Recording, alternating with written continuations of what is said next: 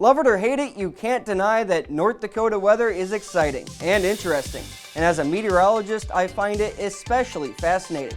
Every Wednesday on First at 4, I answer your burning weather questions, like what makes our sunsets so colorful, what's an Alberta Clipper, and how do the northern lights form. Tune in this Wednesday as I, Jacob Morse, decode another weather wonder with the Morse code of weather on KQCD TV.